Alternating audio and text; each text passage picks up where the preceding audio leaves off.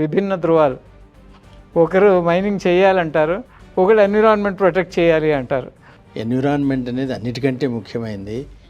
Mining ముఖ్యమైనది కానీ ఎన్విరాన్మెంట్ను neglect చేయడానికి వీల్లేదు. మా మైనింగ్లో అయితే ప్రయర్ టు 5 hectares బిలో ఉన్నటువంటి వాటికి ఎన్విరాన్మెంటల్ క్లియరెన్స్ అవసరం లేకుండా ఉండే. ఎన్విరాన్మెంట్ని మనం బ్యాలెన్స్ చేసుకుంటూ మైనింగ్ చేసుకోవాల్సిన అవసరం ఉందండి. గవర్నమెంట్ ప్రయారిటీ కూడా ప్రాపర్గా పబ్లిక్ ఇంట్రెస్ట్తో ఉంటే కొంత అందరికీ మంచి జరుగుతుందండి.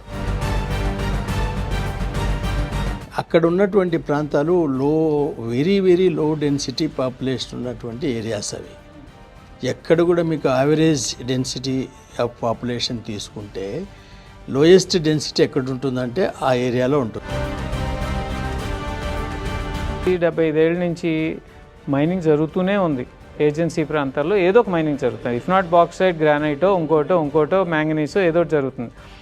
కానీ గత 70 ఏళ్ళ క్రితం వాళ్ళ లైఫ్ స్టైల్ ఎలా ఉందో ఇవాళకి అలాగే ఉంది. ఏమీ మారలేదు, స్థితిగతులు ఏమీ మారలేదు.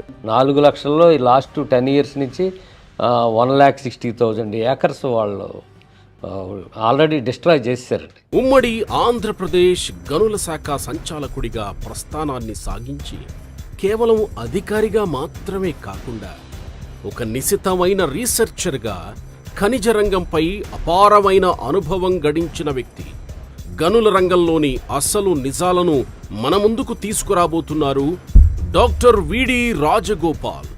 మన నేల తల్లి దాచుకున్న అరుదైన నిధులు ఏంటి, వాటిని మనం ఎలా కోల్పోతున్నాం, రాజకీయ వ్యవస్థ అడ్డుగోడలను దాటి ఈ సంపద సామాన్యుడికి ఎలా చేరాలి, ఈ అంశాలపై intellectual talk show with Telugu one ద్వారా విశ్లేషించేందుకు మనతో సిద్ధంగా ఉన్నారు డాక్టర్ విడి రాజగోపాల్. ఇంటలెక్చువల్ టాక్ షో ప్రతి సోమవారం సాయంత్రం 7 గంటలకు మీ తెలుగు వన్ న్యూస్లో.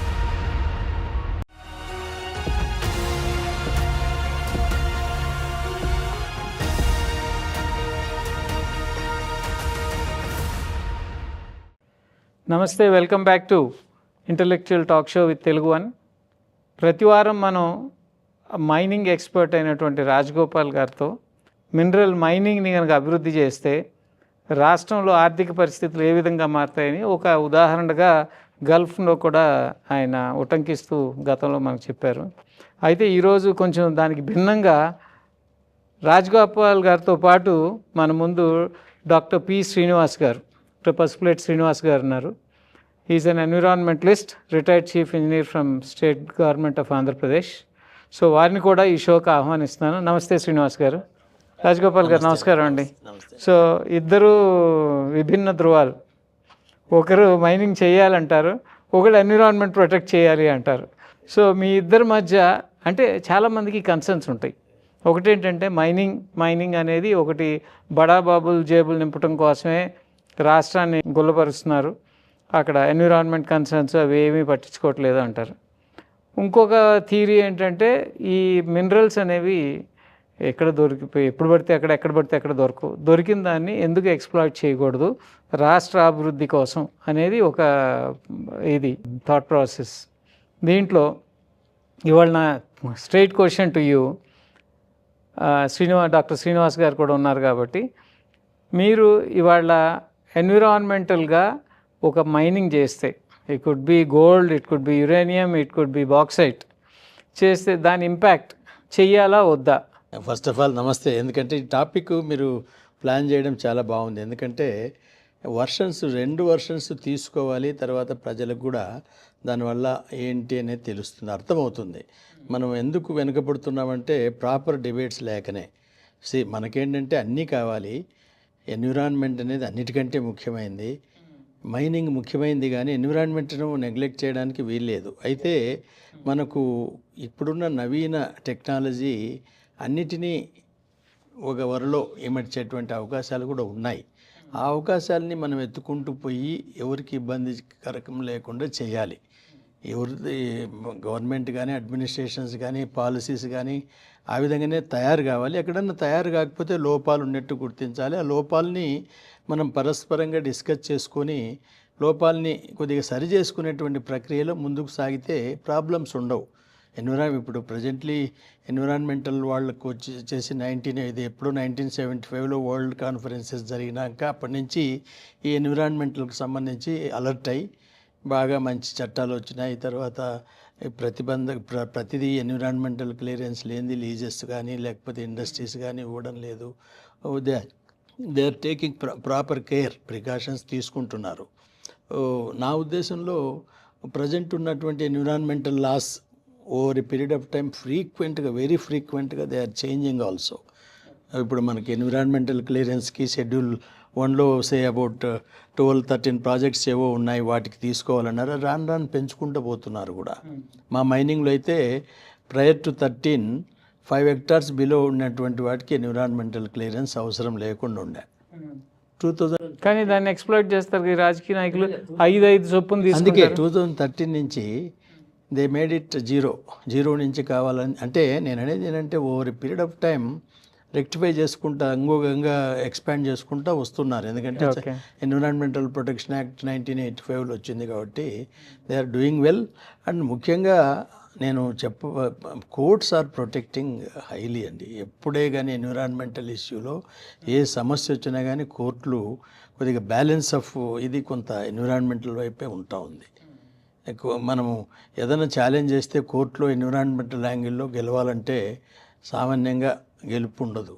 వాళ్ళు ఎక్కువ ఫోకస్ పాపం కోర్ట్స్ మాత్రం ఆల్మోస్ట్ ఒకవేళ అడ్మినిస్ట్రేటర్స్ ఏదైనా లెథార్జీగా ఉన్నా కానీ కోర్టులు చాలా వాచ్ డాగ్స్ లాగానే ఈ ఎన్విరాన్మెంటల్ ఇష్యూస్. ఓకే, సో ఇవాళ మన గెస్ట్ ఆఫ్ ది షో నమస్తే అండి, మీకు కూడా డాక్టర్ పసుపులేటి శ్రీనివాస్ గారు.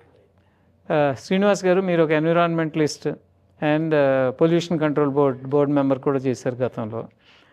ఇప్పుడు మేము గతంలో చేసిన షోలో గల్ఫ్ అనేది బిఫోర్ ఆయిల్ ఆఫ్టర్ ఆయిల్ ఎలా ఉంది, బిఫోర్ ఆయిల్ ఎలా ఉండేది, ఆఫ్టర్ ఆయిల్ ఎలా ఉండేది, అంత గ్రోత్ వచ్చింది, ఎకనామిక్ గ్రోత్. ప్రపంచంలోనే అగ్రగామి దేశాలుగా ఆర్థికంగా గల్ఫ్లో ఉన్నటువంటి అన్ని దేశాలు ముందుకు వచ్చినాయి.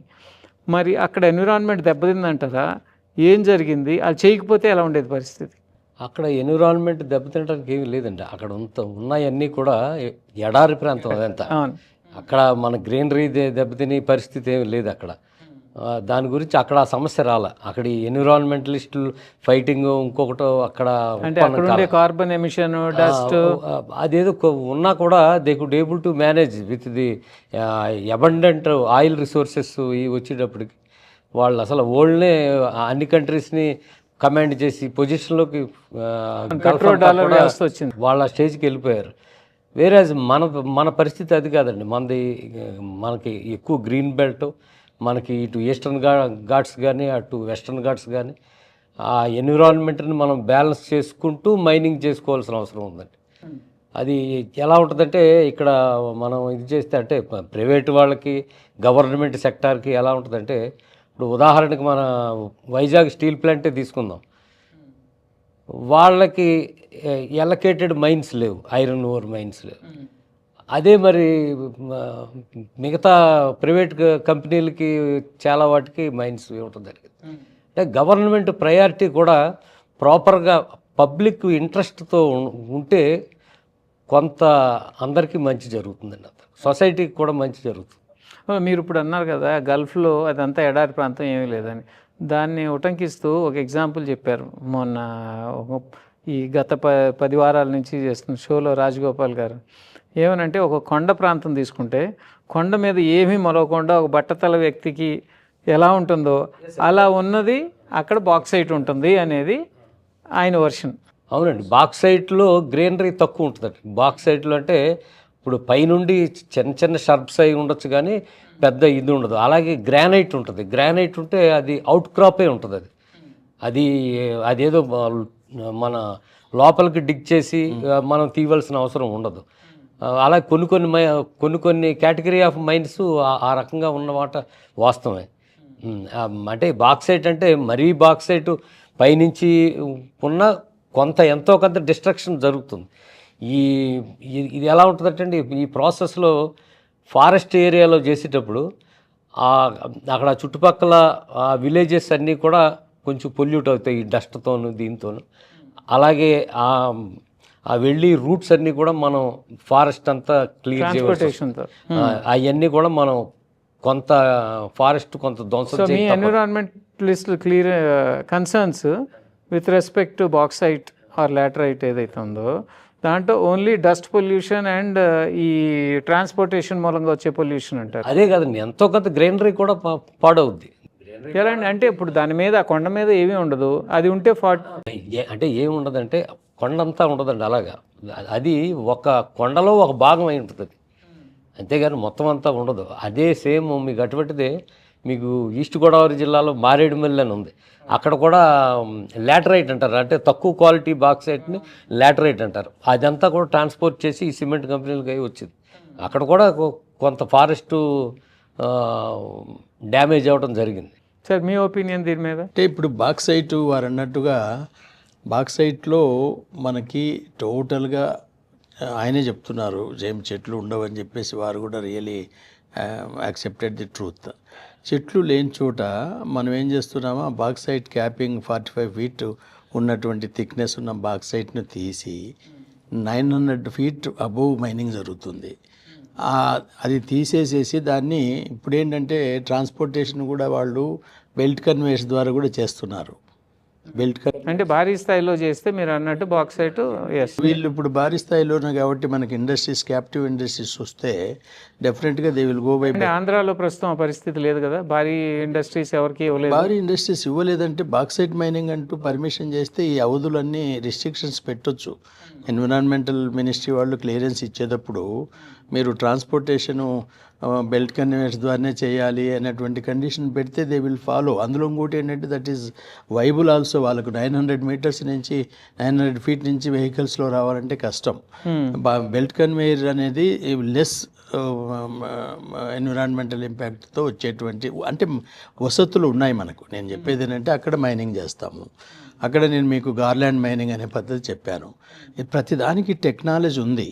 చాలామంది ఏంటంటే వీళ్ళు కొందరు అపోహపడేటువంటిది ఏంటంటే అక్కడ మైనింగ్ చేస్తే నీళ్లు కలుషితమవుతాయని ఒక అపోహ ఉంది. అవుతాయండి, నీళ్లు కలుషితం అవుతాయా శ్రీనివాస్ గారు? ఈ ప్రాసెస్ ఆఫ్ ట్రాన్స్పోర్ట్లో ఇప్పుడు ఆ పైన వర్షం కురుస్తుందండి, అక్కడ ఇది చేసిన ఇవన్నీ ఉంటాయి, లాట్స్ ఉంటాయి, అది స్ట్రీమ్స్కి వాటర్ బాడీస్కి అన్నింటికి కూడా అది ఫ్లో అవుతుంది. అదే ఈ పాయింట్ చూడండి, కరెక్ట్గా ఆయన కరెక్టే చెప్పారు సారు. ఇది అపోహ. ఎట్లంటే బికాస్ వాళ్ళకి ఈ మైనింగ్ టెక్నాలజీ మీద అవగాహన లేకపోవడం వల్ల సార్ ఈ మాట అంటున్నారు. నేనేం చెప్తున్నానంటే ఈ బాక్సైట్ హిల్ టాప్లో ఉన్నటువంటి బాక్సైట్ మైనింగ్ పద్ధతి ఏంటంటే గార్లాండ్ మైనింగ్ పద్ధతి. గార్లాండ్ మైనింగ్ పద్ధతిలో మనకు అక్కడ మైనింగ్ చేసినప్పుడు అక్కడ వర్షం ఏదన్నా వస్తే ఆ వాటర్ కిందికి రాదు. ఎందుకంటే చుట్టూ గార్లాండ్ టైప్ అంటే అర్థం ఏంటంటే లోపల మనం మైన్ చేస్తున్నాం, చుట్టూ ఒక 10 meters పెరిఫరీ వదులుతున్నాం, కొండ చుట్టూరు వదులుతున్నాం. అంటే అది ఒక బండ్లాగా ఉంటుంది. 10 meters వదులుతారా? ఎంతైతే ఎఫెక్ట్ ఉంటుందో అంత కట్టలాగా, అది ఆల్మోస్ట్ కట్టలాగా ఉంటుంది. మీకు గార్లాండ్ మైనింగ్ అంటే డెఫినేషన్ అదే, చుట్టూ కట్టలాగా ఉంటుంది. ఈ నీటిని కిందికి రానియదు. ఆ నీరు వర్షం ఏదన్నా వస్తే అక్కడ మనం సార్ అన్నట్టు బాక్సైట్ ఏదన్నా తవ్వినప్పుడు కొన్నటువంటిది వర్షంకి ఏమైపోతుంది, నీళ్లు బాగా ఎర్రగైపోయి అవి లోపలికి ఇంకిపోతాయి. ఇది అంటే నేను అనేది చిన్న విషయం కంపారిజన్కి మీకు చెప్తున్నాను. నేను సార్కి ఐడియా ఏమనుకుంటున్నారు, ఆ వాటర్ కిందికి వచ్చి వీళ్ళ ప్రాసెస్ ఆఫ్ మైనింగ్లో దాన్ని డీవాటర్ చేసేస్తారు. మనకైతే సిస్టమేటిక్గా అయితే ఇప్పుడు రాజగోపాల్ గారు చెప్పినట్టుగా జరగద్దు అది, కానీ వీళ్ళు టైం ఇవ్వరు. వీళ్ళు ఏంటంటే వీళ్ళకి స్పీడ్గా ఆ ప్రాసెస్ మైనింగ్ జరగాలి, ఫర్దర్ మైనింగ్ జరగాలి, నెక్స్ట్ డేని ఫర్దర్ మైనింగ్ జరగాలి. కాబట్టి ఎక్కడో చోట వాళ్ళు కట్ చేస్తారు దాన్ని, ఏదైతే బండ ఒకటి అక్కడ నేను మీకు అడ్డు వస్తున్నా. ఒకటి ఏంటంటే ఎవరు కూడా మైనింగ్ ఎకనామిక్స్ కూడా చూస్తారు. డీవాటరింగ్ కూడా it is a expensive process. Mining ఏం చేస్తారంటే వీళ్ళు ఎట్లయితే గార్లాండ్ మైనింగ్ అని మీకు చెప్పినానో ఇక్కడ కూడా వాళ్ళు ఏం చేస్తారంటే 2 benches మెయింటైన్ చేస్తారు. ఈ వాటర్ అంతా ఇక్కడే ఉంటాయి, ఇక్కడ మైన్ చేయరు. ఇక్కడ వాటర్ అంతా ఎన్ని రోజులు ఉంటుంది అంత కొండపైన మీరు ఊహించుకోండి. అందుట్లో ఇది చాలా పోరస్ పోరస్ సబ్స్టెన్స్. Porous మీరు అంత కొండపైన వర్షాలు వస్తే మనకు ఇప్పుడు అట్లాగిన్న అయితే మనకి రోడ్లు జలమయం అవ్వాల్సిందే. వర్షం వచ్చినాక మనం 10 రోజులు తిరగకుండా ఉండాలి. అవి వెంటనే ఒక 4-5 రోజులకి ఆరిపోతుంది. ఆరిపోయినప్పుడు అంతలోపల ఈ ఎత్తు ఏరియాలో ఉన్నటువంటి మైనింగ్ చేసుకుంటారు. మైనింగ్ టెక్నాలజీ లేకుంటే వాళ్ళు ప్రతి చోట వాటర్ డివాటరింగ్ ఎప్పుడంటే సమస్య, ground water below ground mining చేసేటప్పుడు డివాటరింగ్ సమస్య వస్తుంది. ఇది మనం మాట్లాడుతున్నది 900 అడుగుల ఎత్తుల మైనింగ్ కాబట్టి డివాటరింగ్ సమస్య కూడా ఉండదు. తర్వాత నేను ఇంకొకటి ఏంటంటే వీరికి చెప్తున్నది, అక్కడ ఉన్నటువంటి ప్రాంతాలు very very low density population ఉన్నటువంటి ఏరియాస్ అవి. ఎక్కడ కూడా మీకు యావరేజ్ డెన్సిటీ ఆఫ్ పాపులేషన్ తీసుకుంటే లోయెస్ట్ డెన్సిటీ ఎక్కడ ఉంటుందంటే ఆ ఏరియాలో ఉంటుంది, ఏజెన్సీ బికాజ్ ఫారెస్ట్ కాబట్టి డెన్సిటీ తక్కువ. అంటే అంత డెన్సిటీ తక్కువ ఉన్న చోటనే మనం మైనింగ్కి అనుకూలమైన ప్రాంతం అని చెప్తాను నేను. ఎందుకంటే ఎవరిని ఎక్కువ మనం అసలు యాక్చువల్గా అయితే మనం తవ్వే చోట అసలు రెసిడెన్సెసే లేవు, దానికి దగ్గరలో దరిదాపుల్లో కూడా లేవు, వీళ్ళు గూడాల పక్కన ఉంటాయి. అయితే అక్కడ మైనింగ్ చేస్తున్నటువంటి దీనికోసం ఆ గూడాల వాళ్ళకందరికీ కొన్ని చాలా బెనిఫిట్స్ నేను మీకు ఎకనామికల్ బెనిఫిట్స్ దాదాపు ఒక 3 ప్రాజెక్ట్స్ కింద మనం అలో చేస్తే సుమారు 5,000 కోట్లు సాలిన ఆ ట్రైబల్ బెల్ట్కే వచ్చేటట్టుగా నేను అవన్నీ కొద్దిగా మేము లాస్ట్ టైం ఎపిసోడ్లో నేను డిస్కస్ చేశానండి. అవునండి, అక్కడ self help groups, tribal committees అవి ఉంటాయి. కానీ అండి ఇన్ని సంవత్సరాల నుంచి 75 ఏళ్ళ నుంచి మైనింగ్ జరుగుతూనే ఉంది. ఏజెన్సీ ప్రాంతాల్లో ఏదో ఒక మైనింగ్ జరుగుతుంది. ఇఫ్ నాట్ బాక్సైట్, గ్రానైటో, ఇంకోటో మ్యాంగనీసో ఏదో ఒకటి జరుగుతుంది. కానీ గత 70 ఏళ్ళ క్రితం వాళ్ళ లైఫ్ స్టైల్ ఎలా ఉందో ఇవాళకి అలాగే ఉంది. ఏమీ మారలేదు, స్థితిగతులు ఏమీ మారలేదు. బట్ ఈ మైనింగ్ చేసిన వాళ్ళు మాత్రం బాగుపడ్డారు. డెఫినెట్గానండి. ఇప్పుడు ఎందుకంటే మైనింగ్ అనేది అంటే మనం ఒక బాక్సైట్ ఒకటే తీసుకోకూడదండి. బాక్సైట్ ఇది వన్ ఆఫ్ ది మినరల్ అది. అలాగే మన కోల్ కానీ, ఐరన్ ఓర్ కానీ ఇవన్నీ కూడా చాలా లార్జ్ స్కేల్స్లో ఉన్నాయి డిపాజిట్స్. ఇక్కడెక్కడ మన ఒరిస్సా, ఛత్తీస్గఢ్, మధ్యప్రదేశ్, ఆ మిడిల్ పార్ట్ ఆఫ్ ది ఇండియాలో ఉన్నాయండి అదంతా. అవి ఇంచుమించుగా ఒక 4 lakh acres ఒక లాస్ట్ 10 years నుంచి గవర్నమెంటు ఇదేది డిఫరెంట్ పర్పస్లకి అది ఇవ్వటం జరిగిందండి. అందులో ఏదో చాలా కొద్ది మాత్రం మన నేషనల్ హైవేస్ అయ్యి వాటికి ఇవ్వడం జరిగింది. కానీ మిగిలిన అన్నీ కూడా ఎక్స్‌ప్లాయిటేషన్. ఫారెస్ట్ ఎంతండి ఆంధ్ర తెలంగాణ తీసుకుంటే? ఈ middle part of the including Telangana అండి, పార్ట్ ఆఫ్ తెలంగాణ కొంత కోల్ మైన్స్ అయినాయి కదా, అవన్నీ కలిపానండి. ఇది 4 లక్షల ఎకరాలు ఇచ్చారు. 4 లక్షల్లో ఈ లాస్ట్ 10 years నుంచి 1,60,000 acres వాళ్ళు ఆల్రెడీ డిస్ట్రాయ్ చేశారండి. ఇప్పుడు ఈ టెంపరేచర్ ఒక పాయింట్ అండి. ఇక్కడ మొన్న ఒక ఎపిసోడ్లో డిస్కషన్లో రాజగోపాల్ గారు ఏం చెప్పారంటే, లైక్ పల్నాడు ఏరియాలో లైమ్ స్టోన్ క్వారింగ్ జరుగుతుంది.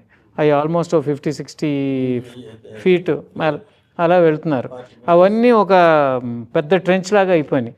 వాటిని వాటర్ ఫిల్ చేసి వాటిని ఆర్టిఫిషియల్ లేక్స్ కింద వాడుకోవచ్చు కదా, తయారు చేయొచ్చండి. అక్కడ వాటర్ స్కేర్సిటీ ఉంటే నియరెస్ట్ ప్రాజెక్టు చూసుకుని మన ఒంగోలులో ప్రాజెక్ట్స్ అవి ఉన్నాయి. అక్కడ ఏ ప్రాజెక్ట్స్కి కాంటూరు పర్మిట్ చేస్తుందో ఆ ప్రాజెక్ట్స్ నుంచి అక్కడ దాన్ని ఇది చేసుకుని లో లేయింగ్ ఏరియాస్కి అది బ్యాలెన్సింగ్ రిజర్వాయర్గా వాడుకోవచ్చు. యావరేజ్ ఫారెస్ట్ మనకు స్టాటిస్టిక్స్ ప్రకారంగా పర్సెంటేజ్ వైజ్ తీసుకుంటే యావరేజ్గా హెల్తీ దిస్ థింగ్ ఈజ్ 30% ఉంటే జియోగ్రఫికల్ ఏరియాలో గుడ్ అని అంటారండి. మనకు అక్కడక్కడ 30%కు బిలో ఉంది. అయితే వచ్చిన సమస్య ఏంటంటే what ever forest that is reserved as reserve forest, entire forest is not fit for tree growth. నేను మీకు అదే చెప్పాను, చాలా చోట్ల వీరు కూడా అదే యాక్సెప్ట్ చేశారు. గ్రానైట్, షీట్ రాక్ గ్రానైట్ ఉన్నటువంటివి కూడా వీళ్ళు ఏంటంటే పూర్వం ఏంటంటే ఏదైతే పనికిరాని పొలాలో అవన్నీ అడవి అనేటువంటి ఉద్దేశంతో ఫారెస్ట్ అంటే వాటికి కూడా కొద్దిగా చెట్లు పెరగడానికి అనుకూలమైన వాతావరణం ఉండాలి. నేనేమంటానంటే మీకు ఎగ్జాంపుల్ ఏం చెప్పానంటే, మీకు గుంటూరు దగ్గర ఫర్ ఎగ్జాంపుల్ పేరుచెర్ల ఏరియాలో ఇప్పుడు మనకు ఈ కాంక్రీటు, ఈ స్టోన్ అగ్రిగేట్ అవసరాలు బాగా వస్తున్నాయి. అక్కడ చూస్తే ఈయన అన్నట్టుగా ఫ్లాట్ హిల్స్ అవి, అసలు చెట్టు పెరిగే అవకాశమే లేదు. ఎక్కడన్నా ఈ ఫ్రాక్చర్స్ ఎక్కడన్నా సందులు ఉన్న చోట 4 చెట్లు మొలిచింటాయి, అది that is declared as forest. అది వేరేజ్ మనం దాన్ని తీసుకొని ఇంకోటి ఏంటంటే ఎక్కువ ఈ స్లేట్స్ టైప్ స్టోన్స్, గ్రానైట్ అంతే. ఇప్పుడు మనకు ఫారెస్ట్ యాక్ట్ 1980లో వచ్చింది. ఫారెస్ట్ యాక్ట్ వచ్చినప్పుడు ఫారెస్ట్ మైనింగ్ ఇవ్వడం వల్ల సపోజ్ ఆ గ్రానైట్ దేనికి పనికిరాని, ఫారెస్ట్కు పనికిరాని గ్రానైట్ 5 హెక్టార్లు మనం లీజు తీసుకుంటాం అనుకోండి, నీకు 5 హెక్టార్లకి ఆల్టర్నేట్ ల్యాండ్ ఇస్తున్నారు. ఆల్టర్నేట్ ల్యాండ్ కూడా వాళ్ళు ఫారెస్ట్ వాళ్ళు ఓకే అనేటువంటిదే ఇస్తున్నారు. ఎక్కడో ఎగ్జిస్టింగ్ ఫారెస్ట్ ఆనుకొని ఉండాలి, అది ల్యాండ్ పర్చేజ్ చేసి ఇస్తున్నారు. అక్కడ మీరు బాగా ఫారెస్ట్ పెంచుకోవచ్చు. తర్వాత నెట్ ప్రజెంట్ వాల్యూ అని వాళ్ళకి అక్కడ అసెస్ చేస్తారు. దాదాపు నేను అనుకోవడం ఏంటంటే అది హెక్టార్కు ఎంతో రేట్ పెట్టారు ఫారెస్ట్. ఇప్పుడు 1 ఏకర్కి 1 ఏకర్ ఇవ్వాలి, 1 ఏకర్ ఇవ్వాలి. 1.5 అయిందండి, 1.5 అయిందేమో. సరే, తర్వాత నెట్ ప్రజెంట్ వాల్యూ అనేది ఏంటి? నెట్ ప్రజెంట్ వాల్యూ అంటే cash, they have to shell down money equivalent to the rate fixed by them. 1 హెక్టార్కు వాళ్ళు ఎంతో ఫిక్స్ చేస్తారు, 9 లక్షలు 10 లక్షలు. ఈ 10 లక్షల డబ్బులు వాళ్ళు కట్టాలా. అంటే అర్థం ఏంటి? అల్టిమేట్గా యూఆర్ ఈ mine operator is giving you land and money to develop the forest. Where is the loss to forest? Here you are not at all growing anything because it is not fit for forest. దాన్ని మీరు ఏం చేస్తున్నారు? You are trying to get a forest land with money also. With money where which can grow trees. అక్కడ loss మనకి ఎక్కడ జరుగుతుంది అది నేను చెప్పేది. తర్వాత ఇక్కడ నేను రాజగోపాల్ గారు చెప్పిన దానికి నేను ఇంకో అదర్ సైడ్ చెప్తాను. నేను మీకు ఆయన చెప్పింది ఒక ఎగ్జాంపుల్ చెప్పారు ఒక పర్టికులర్ ఏరియాలో. బట్ వేరేజ్ మన ఈస్టర్న్ ఘాట్స్ కానీ ఇవన్నీ కంటిన్యూషన్, ఇవన్నీ ఆ ఛత్తీస్గఢ్ ఇవన్నీ కూడా ఒకటే బెల్ట్ అండి. అది అంతాను ఈ కోలు, ఈ ఐరన్ ఇవన్నీ ఉన్నాయన్నీ కూడా ఆర్గానిక్ ఫారెస్ట్లోనండి. అవన్నీ ఇయర్స్ కొన్ని వందల సంవత్సరాల నుంచి ఉన్న ఫారెస్ట్లో వాళ్ళు కాంపన్సేటరీ ల్యాండ్గా ఎక్కడో ఇస్తారు. దానికి ఎడ్జెసెంట్గానే ఇవ్వచ్చు ఎక్కడో చోట, లేకపోతే ఇంకో ఫారెస్ట్కి ఎడ్జెసెంట్గా ఎక్కడో చోట ఇవ్వచ్చు. ఆ ఇచ్చిన చోట వాళ్ళు శాప్లింగ్స్ అయ్యి వేస్తారు. ఇప్పుడు అవునండి, అది ఎన్ని సంవత్సరాలు పడుతుంది ఇంత ఆర్గానిక్ తయారవడానికి? ఒక పక్కన మనం సూపర్ ఎల్నో ఎఫెక్ట్ అనుకుంటున్నాం, టెంపరేచర్స్ పెరుగుతున్నాయి, ఈవెన్ వర్షాలు లేవు. ఈ రాబోయే తరం భవిష్యత్తు మన అన్ని అవసరాలతో పాటు మన ఎన్విరాన్మెంట్ని కూడా మనం కాపాడుకోవాల్సిన అవసరం ఉంది కదా. ప్రభుత్వం దీని మీద ఇమీడియట్గా రివ్యూ చేసి అసలు ఇటువంటి ఏరియాల్లో పాకెట్స్లో ఇటువంటి ఆర్గానిక్ ఫారెస్ట్లో ఉన్న మైన్స్ అన్నీ కూడా ఎట స్ట్రోక్ అవన్నీ ఆఫ్ చేయాలండి, హోల్డ్ చేయాలని. ఒక శ్రీనివాస్ గారు, ఒక్కటి నేను మిమ్మల్ని అడిగేది ఒకటి ఏంటంటే, మనకు per capita consumption of stone aggregate ఒక్కొక్కడు రోజుకి 5.5 టన్నులు అవసరం అంట మనకి. This is statistics. దీని ప్రకారం మనకు సంవత్సరానికి 8,250 million metric tons of stone aggregate, sand మనకు కావాలి. రైట్. దీంట్లో దట్టు మన పర్ క్యాపిటా కన్జంప్షన్ ఏ మెటీరియల్ తీసుకున్నా కానీ వరల్డ్ యావరేజ్లో ఇండియా చాలా అధమంగా ఉంది. అంటే మనం ఇంకా ఇప్పుడు suppose cement consumption per capital consumption 250 kgs ఉంటే మనకు వచ్చేసి 290 kgs మన యావరేజ్ ఉంటే, డెవలప్డ్ కంట్రీలో ఇది ఈవెన్ 10 kgs 1 టన్ కూడా ఉంది. మనం లీస్ట్లో ఉన్నాం పర్ క్యాపిటల్లో ప్రతి దాంట్లో కూడా. బికాజ్ మనం ఇంకా కాంక్రీట్ జంగల్స్ అవ్వలేదు కదా, కాలేదు. అంటే నేను అనేది ఏంటంటే, ఇప్పుడు for example take stone aggregate, మనకు దాదాపు సాలినా 8,250 మిలియన్ మెట్రిక్ టన్స్ అవసరం. దీన్ని మనం కాంప్రమైజ్ కాలేకపోతున్నాం. ఎందుకంటే ఇల్లు కట్టుకోవాల్సిందే కదా, రోడ్లు వేసుకోవాల్సిందే కదా. ఇప్పుడు రోడ్లు వేయకపోతే ఈ నాగరికత మనకు డెవలప్ అయ్యేదా? ఇవన్నీ మనకు కంపల్సరీగా అవసరం వస్తూ ఉంది. రైట్. అయితే దీనివల్ల మైనింగ్ చేయింది ఇవి రావు, స్టోన్ అగ్రిగేట్ రాదు. తర్వాత సిమెంట్ మనకు దాదాపు 435 మిలియన్ టన్స్ అవసరం. ఈ 435 మిలియన్ టన్స్ సిమెంట్ ప్రొడ్యూస్ చేయాలంటే లైమ్ స్టోన్ ఎంత కావాలి? దాదాపు దానికి 1.5 టైం లైమ్ స్టోన్ కావాలి. ఇవన్నీ అట్లాగే కోల్ అయితే మనకు దాదాపు per capital consumption 858 kgs per individual ఉంది. మనం ఆ విధంగా తీసుకుంటే 1,285 మిలియన్ మెట్రిక్ టన్స్ అవసరం కోల్. మనం ఎక్కడ కాంప్రమైజ్ అయ్యి ఎక్కడ ఏది మనం బూట్ చేసేస్తాము. నేను అనేది ఏంటంటే పవర్ ఉండదు. తర్వాత ఇంకొకటి ఏంటంటే మీకు స్టాటిస్టిక్ మరి అది ఐడియా ఉందో లేదో చెప్తున్నాను. టోటల్ మైనింగ్ ఏరియా అండి, జియోగ్రఫికల్ ఏరియా ఆఫ్ ఇండియాలో total mining area less than 0.1%. అది ఆ పాయింట్ మీరు ఎప్పుడన్నా గమనించారా? అది 0.1% కన్నా ఎక్కువే ఉందండి. అది కరెక్ట్ ఫిగర్. నేను మైనింగ్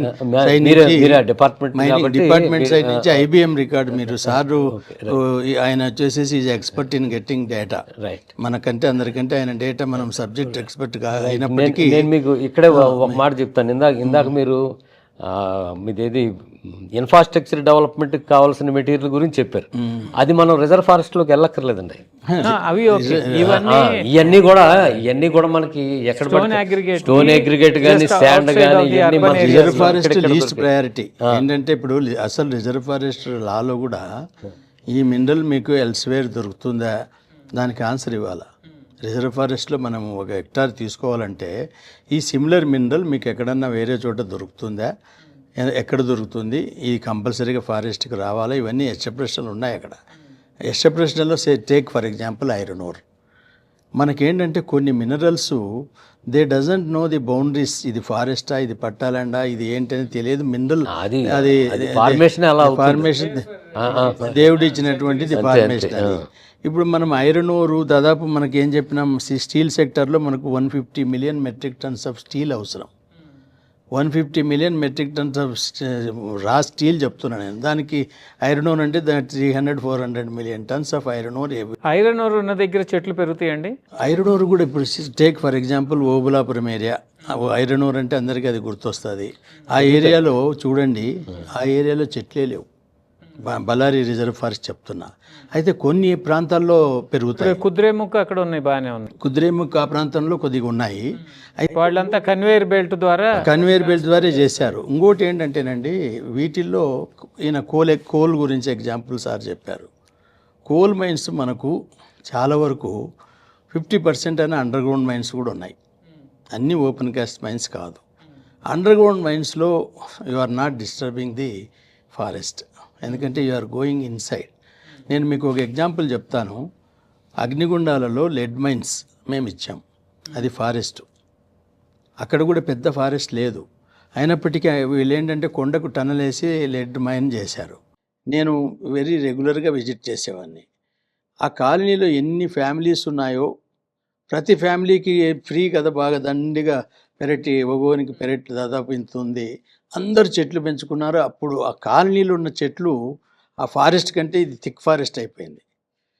అంటే ఎగ్జాంపుల్ నేను చెప్తున్నది ఏంటంటే ప్రతిదీ ఇప్పుడు లెడ్ కావాలి మనకి, ఇంపార్టెంట్. ఎక్కడ పడితే అక్కడ లేదు, అది underground mining. And you are not disturbing this. ఇట్లా ఏంటంటే నేను అనేది ఫారెస్ట్ను ఇప్పుడు ఉన్నటువంటి లెజిస్లేషన్స్ మనకు క్లియర్గా case to case, unless it is essential they are not giving clearances. Forest clearance కావాలంటే ఈరోజు మీరు ఇరిగేషన్ టన్నల్ కొట్టాలంటే ప్రాజెక్ట్స్ కూడా ఆగిపోయిన సందర్భాలు మనం చూస్తున్నాం. ఫారెస్ట్ ఈజ్ 80లో వచ్చింది, స్టింజెంట్ యాక్ట్ తీసుకొచ్చినారు. Even forest department they are prosecuting officers also. Forest లోకి మీరు ఏదైనా పొరపాటున ఇన్వెస్టిగేషన్ వెళ్ళినా కానీ they are having powers to arrest you. అంత ఇన్వెస్టిగేషన్ కూడా చేయడానికంటే ప్రాస్పెక్టింగ్ పర్మిషన్ ఇచ్చినారు. ప్రాస్పెక్టింగ్ ఏంటంటే 1 కిలోమీటర్ చదరపు కిలోమీటర్లో ఒక బోర్ వేసుకోవడానికి పర్మిషన్ వితౌట్ పర్మిషన్ ఇచ్చారు. బట్ అంటే అంత స్ట్రింజెంట్ రూల్స్ ఉన్నాయి. రూల్స్ ఉన్నప్పుడు let them take care of it. ఇప్పుడు మేము జస్టిఫై చేయాలి ఏమనంటే, ఇదిగో ఐరన్ ఓర్ డిపాజిట్స్ మనకు తక్కువగా ఉన్నాయి, ఇప్పుడు ఇక్కడ ఫారెస్ట్లోనే ఉన్నాయి, ఎక్కడ బయట అది మనకు దొరకడం లేదు, అవసరం ఉందని అంటే బేరీజ్ వేసుకొని క్లియరెన్స్ ఇస్తారు.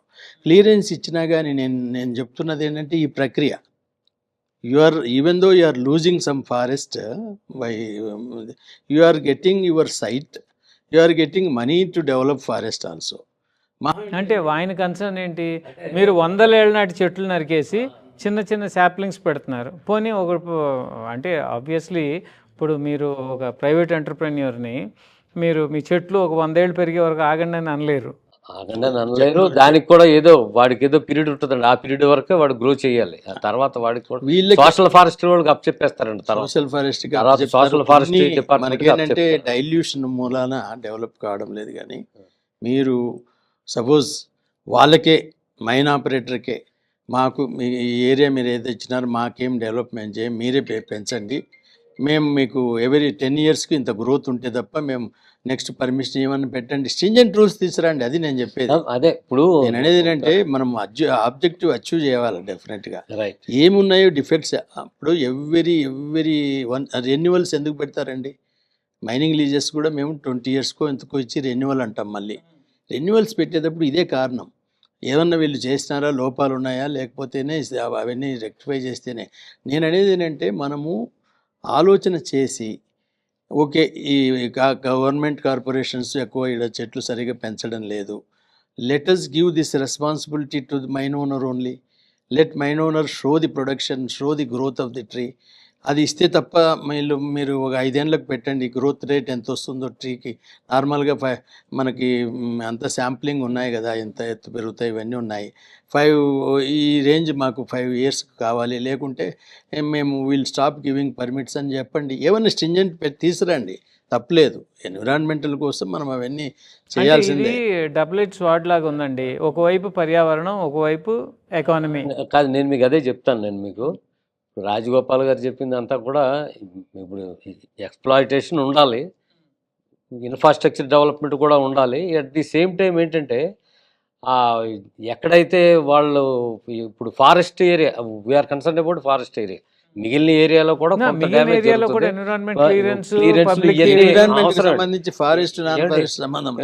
ఫారెస్ట్ ఏంటంటే ఈ మధ్యన ఫారెస్ట్లో కూడా చాలా ఎక్కువ బయట వాళ్ళకి లీజులకి ఇవ్వడం జరిగిందండి. మెయిన్ చాలా పెద్ద పెద్ద కంపెనీలకు ఇవ్వడం జరిగింది. వాళ్ళంతా కూడా చాలా విచ్చలవిడిగా విధ్వంసం చేసేసారు. ఇప్పుడు ఒక పక్కన మనమేమో టెంపరేచర్స్ రేజ్ అవుతున్నాయని అనుకుంటున్నాం. ఏదైనా పర్యావరణ దినోత్సవం వస్తే మన నాయకులందరూ వచ్చి మొక్కలు నాటుతారు. ఏమంటే రెండో రోజున మళ్ళీ దాని సంగతి ఇది ఉండదు. అలా కాకుండా ఇప్పుడు ఎక్కడైతే విధ్వంసం జరుగుతుందో ఆప్చే, అది కూడా దేనికి, మన దేశ అవసరాలకు కాదు, ఎక్స్పోర్ట్ చేయడానికి. ఈ ఇయర్ 25-26లో 26 million tons of iron ore, exclusive iron ore export చేశారు. That should be banned. అది ఆప్ చేయాలి కదా. ఎన్విరాన్మెంటలిస్ట్ దాని మీద ఏమైనా ఫైట్ చేస్తున్నారా? డెఫినెట్గా దాని మీద మేము కరెస్పాండెన్స్ చేస్తున్నాం మేము. కానీ ఇవన్నీ పట్టించుకునేది ఎవరండి? ఇప్పుడు ఎవరు చెప్పండి? ఇప్పుడు మెయిన్ స్ట్రీమ్ మీడియాలో ఎవరో మాట్లాడట్లా, మెయిన్ స్ట్రీమ్ మీడియాలో ఎవరో కూడా ఇవన్నీ ఎవరో మాట్లాడట్లా. ఇప్పుడు టెంపరేచర్స్ పెరుగుతున్నాయి, ఎలినో ఎఫెక్ట్, అది ఇది అని వాటి గురించి చెప్తున్నారు తప్పితే నెక్స్ట్ ఇయర్ కాదండి. ఇప్పుడు లాస్ట్ 2 years మీద ఈ సంవత్సరం బాగా పెరిగినాయి, నెక్స్ట్ ఇయర్ ఇంకా పెరుగుద్ది, ఆ పై ఇయర్ ఇంకా పెరుగుద్ది. దానికి మనం ప్రికాషనరీగా ఏం చేయాలి? ఆన్ హ్యాండ్ ఉన్న తిండి గింజలు, తాగడానికి నీరు కూడా ఇబ్బంది పడతాం కదా. డెఫినెట్గా ఆ పరిస్థితి రాకూడదని కోరుకుందామండి. కానీ ప్రకృతిని అంత విధ్వంసం చేస్తున్నప్పుడు దాన్ని మనం ఆపలేం. ఇక్కడ ఇప్పుడు ఆంధ్రాలో చూస్తే మీకు గోల్డ్, సున్నపురాయి, గ్రానైటు, ఇలా ఐరన్ ఓరు ఇవన్నీ లెక్కేసుకుంటే వెళ్తే దీంట్లో ఎంత భాగం ఫారెస్ట్ ఏరియాలో ఉంది?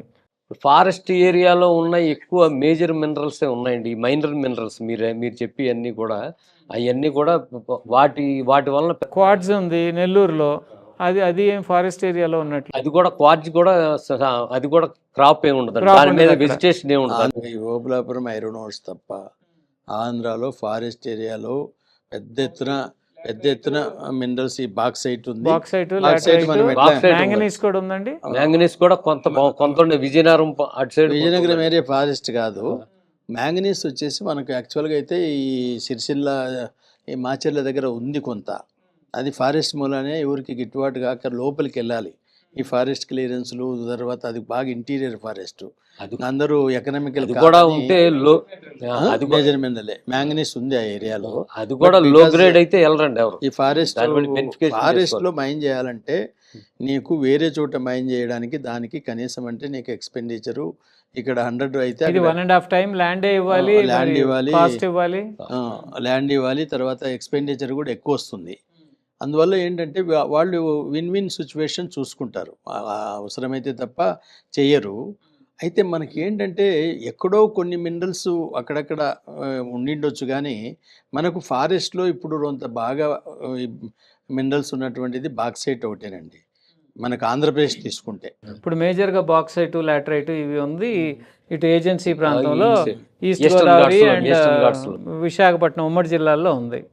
అక్కడ మీరు చెప్పినట్టే వాటి మీద ఏమీ మొక్కలు మొలవు, ఫారెస్ట్ ఉండదు, ష్రబ్ ఉంటుంది బొత్తిగా, అసలు లేకుండా ఉండదు, ష్రబ్ ఉంటుంది. తర్వాత శ్రీనివాసరావు గారు నేను మీరు పోయినారో లేదో తెలియదు కానీ నేను మీకు ఒక సజెషన్ ఏమిస్తారంటే మీరు బికాజ్ యు ఆర్ ఆల్సో ఇప్పుడు రిటైర్డ్ ఆఫీసర్ కాబట్టి అవుట్ ఆఫ్ రీసెర్చ్ ఓరియంటెడ్గా మీరు ఒక చిన్న పని నాలుగో వాళ్లకు మనము ఈ బాక్సైట్ మైన్స్ సిమిలర్ ఇదే సెటప్పే ఇదే ఈస్టర్న్ ఘాట్సే మీరు చెప్తారు అక్కడ పంచదార్ల ఒరిస్సాలో ఇచ్చాం మనం. వాళ్ళు మైన్ చేస్తున్నారు, బాక్సైట్ మైన్ చేసి అది పబ్లిక్ సెక్టార్ అండర్టేకింగ్.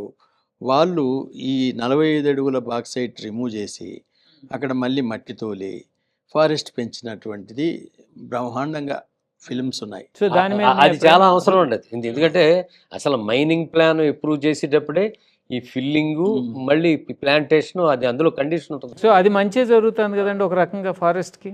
అది అదండి మీరు చెప్పేది పంచదార అక్కడ మన ఒరిస్సాలో మీరు ఎప్పుడన్నా ఒకసారి దాన్ని స్టడీ చేయండి. ఎందుకంటే అప్పుడు ఏమవుతుందంటే మీలాంటి వాళ్ళు పాజిటివ్ లుక్ ఇక్కడ బాగా చేస్తున్నారు, మిగతా వాళ్ళు కూడా ఇది ఫాలో కండి అని ఒక స్టేట్మెంట్ ఇచ్చారనుకో డెఫినెట్ గా చాలా బాగా. ఇప్పుడు నేషనల్ ఎకానమీకి ఈ అవసరమే, కాకపోతే ఇప్పుడు 4 అని చెప్తున్నారు మీరు, అది నేషనల్ అల్యూమినియం కంపెనీ అది పబ్లిక్ రంగ సంస్థ.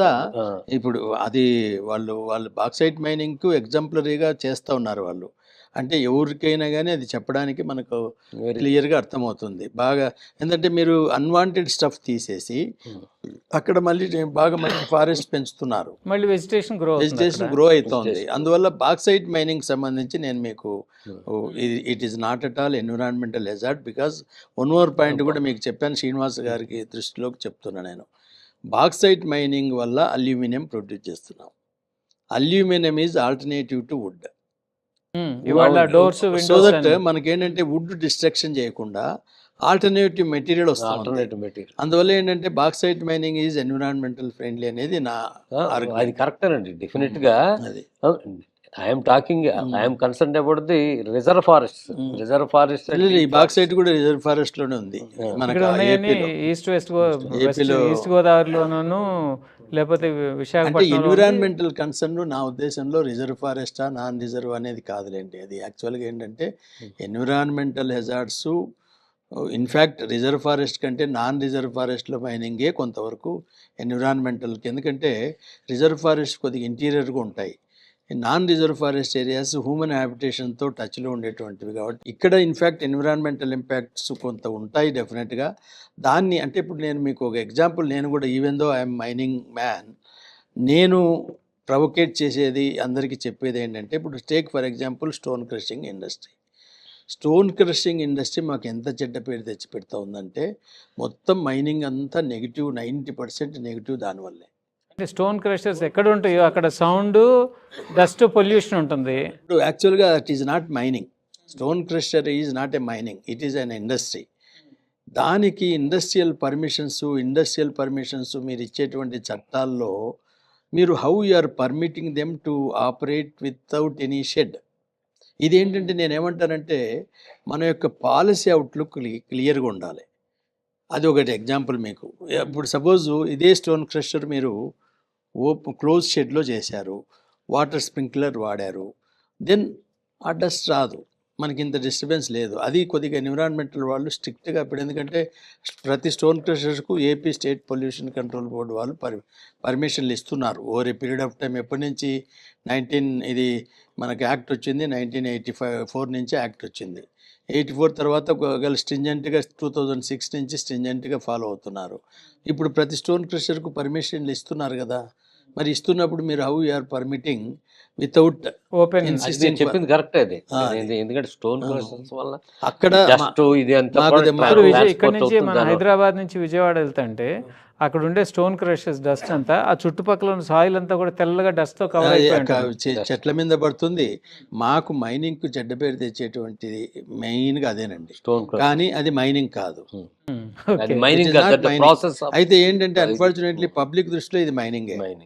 తర్వాత ఇంకొక ఎగ్జాంపుల్ కూడా నేను శ్రీనివాసరావు గారికి ఇంకొక ఎగ్జాంపుల్ కూడా పబ్లిక్ అథారిటీ రెస్పాన్సిబిలిటీస్ కొన్నంత ఉన్నాయి కదా, మైనింగ్ ఆపరేటర్ మీదనే అంత పెట్టలేము. మీకు ఫర్ ఎగ్జాంపుల్ నేను ఒక ఎగ్జాంపుల్ చెప్తాను. నేను ఓబులాపురం సెక్టార్ నుంచి మన పోర్టు కృష్ణపట్నం పోర్టుకు ఎవ్రీ 5 minutesకి ఒక ట్రక్ ఐరన్ ఓర్ అంత ఎక్స్పోర్ట్ అయ్యేది ఆ రోజుల్లో. ఆ రోడ్డు టోటల్గా బళ్ళారి దగ్గర నుంచి ఏరియా నుంచి గుంటకల్ వరకు రావడానికి 4 గంటలు పడుతుంది. కార్లో రావడానికి కూడా 4 గంటలు. అంటే గుంతలు గుంతలు. అంటే do you mean to say that mine owner is to maintain national highways? ఎవరు లోపం అది? ఇప్పుడు మనం బ్రహ్మాండంగా నేషనల్ హైవేస్ మెయింటైన్ చేసి ట్యాక్స్ కలెక్ట్ చేసుకుంటున్నాం. అంతకుముందు లేదు కదా ఇది. అంతకుముందు లేదు. ఎవరైనా తిట్టుకుంటున్నారా? బూట్ బేసిస్ PPP మోడల్స్ మనము ఎవరీ 80 kilometers పోయినప్పుడు ఒక 100 రూపాయలు ఇస్తున్నాం. ఎవడు తిట్టుకోవడంలే. ఎందుకంటే ఇది వాజ్పేయి గారు అప్పుడు చేసినటువంటి కాన్సెప్ట్తో వచ్చింది. అంటే పబ్లిక్ పరిపాలకులకు ఈ మైండ్ ఉండాలి. నువ్వు ఐరన్ ఓర్ ఓకే, రోడ్డుకు 1000 రూపాయలు పెట్టు. ఒక ఎవ్రీ 30 kilometersకు 1000 రూపాయలు టోల్ ట్యాక్స్ పెట్టినా వాళ్ళు కట్టిండే వాళ్ళు రోడ్లు సిమెంట్ రోడ్లు వేయి. అప్పుడు డస్ట్ ఎందుకు వస్తుందండి? అంటే నేను అనేది ఏంటంటే ఎంటైర్ బ్లేమ్ మైన్ ఆపరేటర్ మీద కాకుండా మనం పాలకులంగా మనం ఇప్పుడు మీకు తెలియదేమో, MDF అని మినరల్ డెవలప్మెంట్ ఫండ్ అని 30% ఆన్ రాయల్టీ వసూలు చేస్తున్నారు. ఈ 30% రాయల్టీ మీద వసూలు చేసే దీనికోసమే. లోకల్ ఏరియా డిస్టర్బ్ అవుతుంది కాబట్టి వాళ్ళకి సిమెంట్ రోడ్లు డస్ట్ లేకుండా ఇవన్నీ పెట్టమంటే ఈ 30% ఏం చేస్తున్నారు? ఏదో వేరే ఫండ్స్కు డైవర్ట్ చేస్తున్నారు. అది లోపమే ఒకటి, వేరే దానికి డైవర్ట్ చేస్తున్నారు. అడ్మినిస్ట్రేషన్ లోపమే కదా. మీరు ఇప్పుడు సిమెంట్ సెక్టార్ ఉంది, ఒక సిమెంట్ సెక్టార్. అక్కడక్కడక్కడక్కడే ఎర్రగుంట్ల సెక్టార్ తీసుకోండి.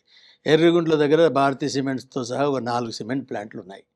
ఆ 4 సిమెంట్ ప్లాంట్ దగ్గర అక్కడ వచ్చే రాయల్టీ మీద 30% MDF కొన్ని కోట్లు వస్తుంది. ఎంత ఏరియా ఉందండి? మహా అంటే ఒక 10 square kilometers ఏరియా ఉంది. ఆ 10 square kilometers area with this 30% MDF మొత్తం ఆ విలేజెస్ అంతా సిమెంట్ రోడ్లు చేయొచ్చు. కానీ లేవు. అవన్నీ ఏదో CSR ప్రోగ్రాంలో వాళ్ళు వేరే దానికి. నేను అనేది ఏంటంటే you are blaming the mine operators but you are not spending that amount. ఇప్పుడు వీళ్ళు గవర్నమెంట్ ఆఫ్ ఇండియా వాళ్ళు ఇది ఆలోచన చేసి మినరల్ డెవలప్మెంట్ ఫండ్ అనేది ఒకటి పెట్టి లోకల్ ఏరియాకు ఫండ్స్ పంప్ చేయాలనే ఉద్దేశంతో తీసుకొచ్చారు. ఇది దాదాపు మన 2015 అమెండ్మెంట్ నుంచి వచ్చింది. ఇప్పటికి 10 years అయింది. ఆ ఫండ్ ఎంత వస్తుందో మీరు ఊరికి ఎవరన్నా అంటే ఇప్పుడు ఇలా ఎలా ఉంటుందంటేనండి, గవర్నమెంట్ అది వీళ్ళది 2 నాలుకల ధోరణిలాగా ఉంటుంది. మేము ప్రైవేట్ ఎంటర్ప్రెన్యూర్స్గా మేము ఏదైనా బ్యాంక్ నుంచి లోన్ తీసుకుని ఆ లోన్ కంపెనీ పర్పస్ కాకుండా వేరే ఏదైనా పర్సనల్ పర్పస్కి డైవర్ట్ చేసుకుని దాని మీద క్రిమినల్ కేసు బుక్ అవుతాయి. మరి గవర్నమెంట్ MDF తీసుకుని ఆ ఏరియా డెవలప్ చేయాల్సిన గవర్నమెంట్ వేరే దానికి తీసుకెళ్తే మీరు ఎవరికైనా ఒక జర్నలిస్ట్కి ఒక ప్రాజెక్ట్ వర్క్గా ఇవ్వండి దీన్ని. ఎందుకు ఇప్పుడు ఎంత ఫండ్స్ వస్తుందో మీరు ఆలోచన చేయండి. ఒక సిమెంట్ ప్లాంట్ యావరేజ్న ఒక 5 million అంటే దాదాపు 8 million tons of lime stone సంవత్సరానికి వాడతారు. 8 millionsకి 8 millions ఇంటూ 100 రూపీస్ వేసుకున్నా కానీ 100 రూపీస్ 8 millions ఇంటూ 100 ఎంత అయింది? 800 millions. 800 millionsలో 30% ఎంత అయింది? ఐ థింక్ 240 millions అంటే 24 crores. ఒక యూనిట్ నుంచి 24 crores. 4 యూనిట్ నుంచి 100 కోట్లు. 100 కోట్లు పర్ ఇయర్. ఆ ప్రాంత రూపురేఖలు మారిపోతాయి. ప్రతి రోడ్డు ఊర్లో ప్రతి రోడ్డు సిమెంట్ రోడ్డు వేయచ్చు. తర్వాత వాళ్ళకి మంచి RO వాటర్ ఇవ్వచ్చు. శ్రీనివాసరావు గారు, ఇప్పుడు మీరు రిటైర్మెంట్ తర్వాత మీలాగా పొల్యూషన్ కంట్రోల్ బోర్డులో పనిచేసిన వాళ్ళు కానీ ఎన్విరాన్మెంటలిస్టులు కానీ మీరందరూ ఏదైనా ప్రెషర్ గ్రూప్ లాగా ఫామ్ చేసి గవర్నమెంట్ని ఏం చేయాలి ఏం చేయకూడదు అని చెప్తుంటారా? ఫామ్ అయ్యామండి. ఒకటి ఎన్విరాన్మెంట్ జస్టిస్ ఫార్మ్ అని ఒకటి ఫామ్ అయ్యాం. మూసీ మీద కూడా ఏం చేయాలో మేము ఒక ప్లాన్ ఒకటి ఇచ్చాం. అలాగే కొన్ని ఇండస్ట్రీస్కి వాటికి కూడా ఏ రకంగా అటు సంగారెడ్డి అటుకేసి వెళ్ళి అసలు అక్కడ యూత్ని ఎడ్యుకేట్ చేద్దాం, ఈ ఇండస్ట్రీస్ చుట్టూ ఉన్న రెసిడెంట్స్ని ఎడ్యుకేట్ చేద్దామని ఒక ప్రోగ్రామ్ అనుకున్నాము ఈ మధ్యనే. ఓకే, ఇలాగే కొన్ని మైనింగ్ ఏరియాస్ లో పబ్లిక్ హియరింగ్స్ జరుగుతాయి. అవునండి, అవును. ఓకే, ఈ పబ్లిక్ ఇప్పుడు MDF అన్న ఇది మెన్షన్ చేసి అటువంటి కూడా మనం ఎక్స్ట్రాక్ట్ చేయొచ్చండి. అది వాళ్ళు ఏంటంటే CSR ప్రోగ్రామ్ లో వేరే దానికి వాడేస్తారండి. అది రాకుండా చూడాలంటే ఇప్పుడు కొంతవరకు MDF అనేది basically for localised development. Okay, ఇప్పుడు ఏజెన్సీ ప్రాంతాల్లో అక్కడ మైనింగ్ జరుగుతూ ఉంటుంది, పబ్లిక్ హీరింగ్ పెడతారు. పబ్లిక్ హీరింగ్ పెడితే నేను విన్నది ఏంటంటే అసలు ఎవరిని రానివ్వరు. అక్కడ ఏదో అక్కడ ఉన్న ఎమ్మెల్యేనో సర్పంచో ఎవరో వాళ్ళే వచ్చి అందరికీ ఎస్ అని చెప్పేస్తారు సార్. అక్కడ public opinion each and every తీసుకుని ఇదేం ఉండదండి. ఆ రకంగా అవేర్నెస్ క్రియేట్ చేసి బ్యాచ్ ఒకటి ఉండేది, అది ఇప్పుడు లేదు ఆ బ్యాచ్. ఇప్పుడు ఆ మనుషులు ఎవరు లేరు ఇప్పుడు అక్కడ. అది ఒకటి సార్. పబ్లిక్ కన్సల్టేషన్లో కూడా నా అభిప్రాయం మీకు క్లియర్గా చెప్తా చూడండి. పబ్లిక్ కన్సల్టేషన్ అన్నటువంటిది ఒక ప్రాజెక్ట్కి నువ్వు ఆ ఏరియాలో, లోకల్ ఏరియాలో ఏదైనా డెవలప్మెంట్ చేస్తున్నావంటే పబ్లిక్ లోకల్ ప్రాంతంలో వచ్చి చాలామంది ఇక్కడ వద్దని అనేటోళ్ళు చాలామంది ఉన్నారు. వద్దు అంటే వ్యాలిడ్ రీజన్తో వద్దంటారా? మాకు వద్దు, మా ఆస్తులు పోతాయి కాబట్టి. వ్యాలిడ్ రీజన్ అంటే నేను మీకు ఒకటి చెప్తాను చూడండి. మనకి ఈ పులివెందుల దగ్గర యురేనియం ప్రాజెక్ట్ ఎందుకు వచ్చింది, నల్గొండ దగ్గర ఎందుకు రావటం లేదు? పబ్లిక్ ఏంటంటే అవేర్నెస్ ఈజ్ మోర్ ఇంపార్టెంట్. ఇప్పుడు మనం బాక్సైట్ మీద ఏమి ప్రయత్నం చేసినా ఇండిపెండెన్స్ వచ్చినాక ఇప్పటి వరకు మనం ఏమీ అల్యూమినియం ప్రొడ్యూస్ చేయడంలే. ఆంధ్రాలో చేయట్లా, ఒరిస్సాలో చేస్తున్నాం. ఒరిస్సాలో చేస్తున్నారు, ఆంధ్రాలో చేయడం లేదంటే we're not able to convince the people properly. వాళ్ళకు దీనివల్ల మీకు ఇంత ఆదాయం వస్తుంది, మీకు ఇంత ఎఫెక్ట్ వస్తుంది అంటే ఏదో చిన్న విషయం. ఇప్పుడు ఏమవుతుందంటే మీకు నీళ్ళన్నీ కలుషితం అయిపోతున్నాయి, లేకపోతే మీకు దీనివల్ల వాతావరణం అంతా ఇదైపోతుంది, మీరు చచ్చిపోతారంటే ఎవడు ముందుకు రాణిస్తారు వాళ్ళకి ప్రాపర్ న్యూస్ పోవటం లేదు. ఇప్పుడు యురేనియం మైనింగ్ది నేను మీకు చెప్పాను కదా, పులివెందులు ఎందుకు వచ్చిందంటే బికాజ్ ఆ రోజుల్లో వైఎస్ఆర్ మైనింగ్ ఆయనకి మీద ఐడియా ఉంది కాబట్టి ఆయన ఒకే మాట అడిగాడు పబ్లిక్ని, మీరు నన్ను 8 times 9 times ఎన్నుకున్నారు, ఇది హార్మ్ఫుల్ అయితే నేను ఈ ఏరియాలో పెట్టడానికి నేను ఎందుకు అనుమతి ఇవ్వడానికి అవకాశం ఇస్తాను, మీరు పోయి జాదిగూడలో పోయి చూసిరండి అని చెప్పారు. చూసి వచ్చారు. మొత్తానికి అక్కడ హయ్యెస్ట్ ఒకే డిపాజిట్ వరల్డ్లో, అంత డిపాజిట్ ఒకే చాటు ఉన్నది అక్కడే ఉంది అని చెప్పేసి ఇప్పుడు రిపోర్ట్స్ వస్తున్నాయి. మరి అటువంటివి మనం అందులో దీనివల్ల ఎన్విరాన్మెంటల్ ఇంపాక్ట్ ఏముంటుందండి? యురేనియం మైనింగ్ యురేనియం వల్ల పెద్ద అంటే ఉంటుందండి, దాని రేడియేషన్ ఎఫెక్ట్స్ అయి ఉంటాయి. కానీ ఇప్పుడు ఎకనామికల్గా ఇదైనప్పుడు అది తీసుకుని మిగిలిన ఎన్విరాన్మెంట్ ఏదైనా అక్కడ వాళ్ళు ఏంటంటే టైలింగ్స్ దీంట్లో చేసే ఇబ్బంది ఏంటంటే ఈ టైలింగ్స్ తీసుకొచ్చి ఇప్పుడు మనకు ఈవెన్ ఈ టైలింగ్స్ పాండులో ఇవంతా ప్రాసెస్ అయినాక స్టోర్ చేస్తారు. స్టోర్ చేసిన దాంట్లో ఏదన్నా పొరపాటున వీళ్ళు తీసుకున్న దాంట్లో ఏదన్నా రిమైనింగ్ ఉంటే దాన్ని ఆ టైలింగ్స్లో కొద్దిగా ఇబ్బంది వస్తుందని. అయితే దానికి కూడా ఆల్టర్నేటివ్ మార్గాలు ఉన్నాయి. టైలింగ్స్ నువ్వు అలా ఓపెన్గా స్కైకి వదిలేయకుండా దానిపైన ఒక 4 అడుగులు మట్టేసి చెట్లు పెంచుతావు అనుకో, దాని ఎఫెక్ట్గా ఉండదు. అంటే ప్రతిదానికి దెర్ ఈజ్ ఎ సొల్యూషన్. అది మనము ఇప్పుడు పవర్ ఎక్స్ట్రాక్ట్ చేస్తున్నాం, మనము పవర్ వాడుతున్నాం, కరెంటు వాడుతున్నాం. కరెంటు అజాగ్రత్తగా ఉంటే షాక్ కొడుతుంది, బర్న్ అవుతుంది. మీరు ఇంత స్టూడియో పెట్టారు, ఎక్కడన్నా పొరపాటున లీక్ అయితే ఏమవుతుంది? So you have to take that care తీసుకోకపోతే ప్రమాదమే అది. ఇది అన్నీ అంతేనండి నా ఉద్దేశంలో. ప్రతిదీ you have to take proper care. చేయొచ్చండి, అన్నీ చేయొచ్చు. కాకపోతే పర్యవేక్షణ, ఈ ఎన్ఫోర్స్మెంట్, ఇది డిపార్ట్మెంట్ల నుంచి కరెక్ట్గా డిపార్ట్మెంట్లు ఉన్నాయి కదండి. కాదండి, ఎన్విరాన్మెంటల్ ప్లాన్ ప్రకారం అది ఎగ్జిక్యూట్ అవుతుందా లేదా, వాళ్ళు తీసుకోవాల్సిన జాగ్రత్తలన్నీ, ప్రికాషనరీ మెజర్స్ అన్ని తీసుకున్నారా లేదా, ఇవన్నీ కూడా చూడాలి. అయితే ఎన్విరాన్మెంటల్ మినిస్ట్రీలో ఒకటి చిన్నది నేను గమనించింది ఏంటంటే వీళ్ళకి ఎన్ఫోర్సింగ్ మెకానిజం లేదండి. ఇప్పుడు వీళ్ళు ఎంతసేపు ఉన్నా కానీ పర్మిషన్లు ఎస్ నో అనే ఆఫీసులో కూర్చొని ఎస్ నో అనేటోళ్ళే కానీ ఎస్ అన్నాక కండిషన్స్ వీళ్ళు అమలు పరుస్తున్నారా లేదా అని వాళ్ళని చెక్ చేసి అమలు పరచకపోతే ఎన్విరాన్మెంటల్ క్లియరెన్స్ క్యాన్సిల్ చేసి ఆ మెకానిజం అసలు ఆ డిపార్ట్మెంట్లో లేకపోవడం దానికి కారణం అండి. ఇవన్నీ కూడా ఈ పొల్యూషన్ కంట్రోల్ బోర్డు కానీ ఇవన్నీ కూడా ఇప్పుడు late 70s early 80s form అయినాయి. అప్పుడు శాంక్షన్ స్ట్రెంగ్త్ ఎంత ఉందో ఈ రోజుకి ఏదో కొద్ది గొప్ప పెరిగి ఉండొచ్చు, కానీ శాంక్షన్ స్ట్రెంగ్త్ పెద్ద పెరగలే. ఆ రోజుల్లో 10లో 100లో ఉన్న ఇండస్ట్రీస్ ఈరోజు వేలల్లో 1,00,000 దాకా ఉండుంటాయి. మన హాస్పిటల్స్ కూడా లెక్కేసుకుంటాయి. బాగా వర్క్లోడ్ పెరిగింది. దాని పర్యవేక్షణ సరిపడా మెకానిజం లేదండి, మన దగ్గర స్టాఫ్ లేదు. ఇప్పుడు ఎల్నినో ఎఫెక్ట్ చూస్తున్నాం. ఇవాళ సాగునీటికి ఇబ్బందిగా ఉంది, రేపు తాగునీటికి ఇబ్బంది రావచ్చు.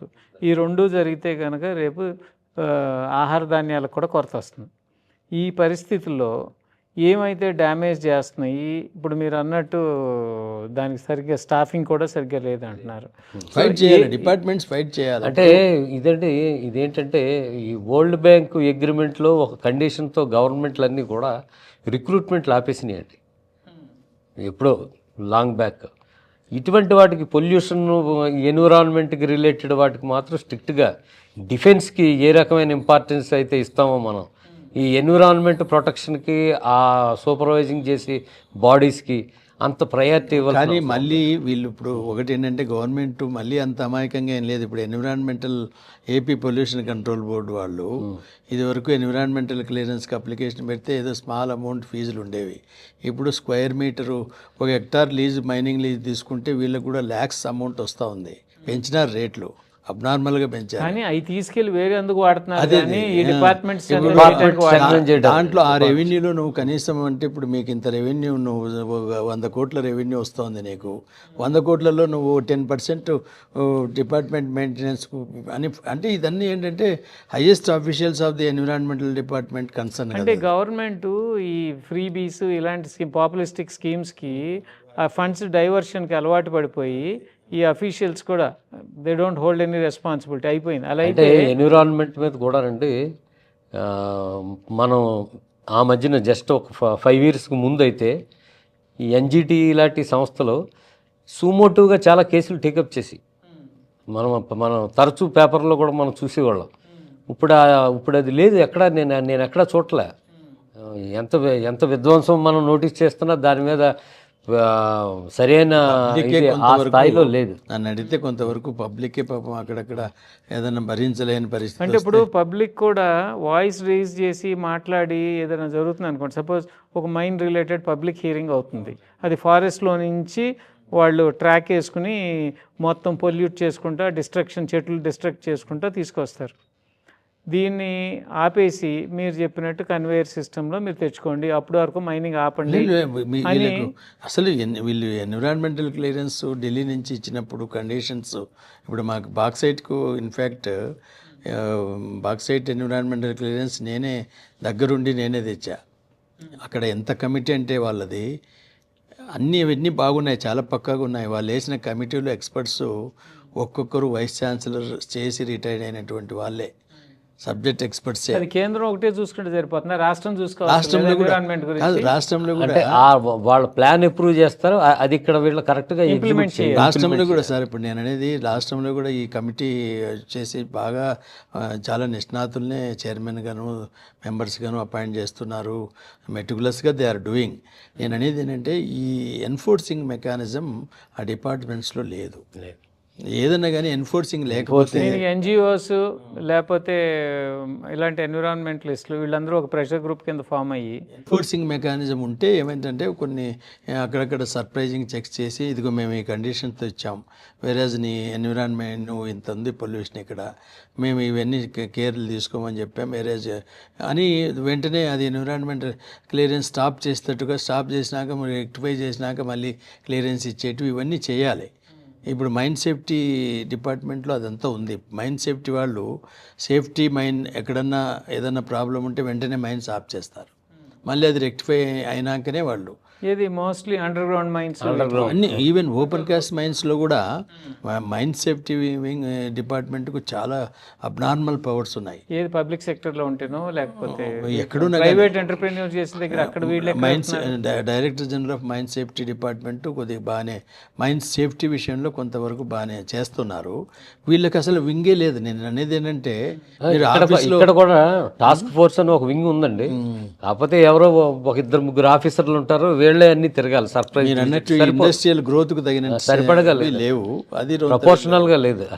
అప్పుడు కోవిడ్ వచ్చినప్పుడు మనుషులకి మధ్య మానవ సంబంధాల విలువలు తెలిసింది. మన ముందే పెట్టలాగా రాలిపోతుంటే అప్పుడు గుర్తొచ్చింది మానవ సంబంధాలు, అరే నిన్నటి వరకు మనం ఇలా బతికాం అలా బతకాల్సింది కదా అని చెప్పి. సో కొంత కరెక్షన్ వచ్చింది కొద్దిగా, మళ్ళీ మనం పాత ట్రాక్కి వెళ్ళిపోయాం అనుకోండి, అది మర్చిపోయి ఇప్పుడు ఎల్ నినో ఎఫెక్ట్ వస్తుంది.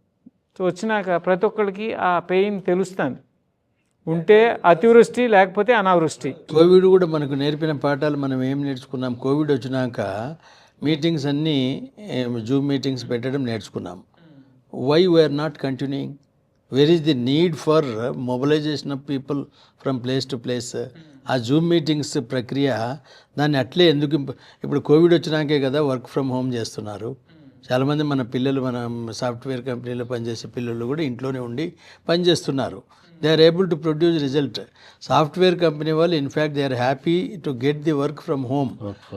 ఒక స్టేజ్లో నేను వినింది గవర్నమెంట్లు వీళ్ళు ట్యాక్సీ వాళ్ళు వీళ్ళు గోల పెడుతున్నారని కనీసం మీరు వారానికి 2 రోజులన్నా ఆఫీస్కి రప్పించుకోండి అని స్టేజ్ గవర్నమెంట్ చెప్తా ఉందంటే మీరు ఆలోచన చేయండి. అంటే దేర్ ఈజ్ స్కోప్. కోవిడ్ అవునండి, వాళ్ళకి ఆ ట్యాక్సీ డ్రైవర్స్కి alternate source of income create చేసి వీళ్ళు ఇప్పుడు దీని మూలంగా మీకు ఎఫెక్ట్ ఏంటి? పొల్యూషన్, ఫారిన్ ఎక్స్చేంజ్ మీద బర్డెన్ పడుతుంది. ఎందుకంటే ఈ ఆయిల్ అంతా ఇంపోర్ట్ చేసుకోవాల్సిందే మనం. ఇవి ప్లస్ సిటీలో కార్బన్ ఎమిషన్ ఎంత ఉంటుంది వీళ్ళందరూ బయటకు వస్తే? యాక్చువల్గా ఎందుకు మరి శ్రీనివాస్ గారు అది పాయింట్ మనం డిస్కస్ చేయలేదు, కానీ వరల్డ్లో స్టాటిస్టిక్స్ తీసుకుంటే highest emission of carbon dioxide is by developed nations only. మనకు స్టాటిస్టిక్స్ ఒకసారి చూస్తే ఇండియా ఇది హిస్టారికల్ కార్బన్ ఎమిషన్ 1850 to 2023 వరకు తీసుకుంటే యునైటెడ్ స్టేట్స్ 24 to 25% అయితే, China 15 to 16%, Russia including former 7% అయితే, ఇండియా 3 to 4%. ఈ ఫిగర్స్ ఎక్కడున్నాయి చూడండి. అందుకే వాళ్ళు ఎంతసేపున వరల్డ్ కాన్ఫరెన్సెస్లో డెసిషన్స్, స్ట్రింజెంట్ డెసిషన్స్ తీసుకోలేరు డెవలప్డ్ నేషన్స్. బికాజ్ వాళ్ళు ఎప్పుడో ఇండస్ట్రియలైజేషన్ అయిపోయింది కాబట్టి వాళ్ళ నుంచి కార్బన్ ఎమిషన్ మనకి ఇండియా 3 to 4% ఉండేది. దీన్ని మనము వరల్డ్ కాన్ఫరెన్సెస్లో we are not able to control them. యాక్చువల్గా స్టాటిస్టిక్స్ ఇవన్నీ కాన్ఫరెన్స్లు అయితే పెడుతున్నారు, కానీ పెట్టినా ఏం చేస్తాం, పెద్దన్నలు వాళ్ళని పూర్తిగా కమాండ్ చేయలేకపోతున్నాం మనం. అది వచ్చింది. లేకపోతే ఇండియాకు తీసుకున్నారంటే మనం బిలో యావరేజ్లోనే ఉన్నాం.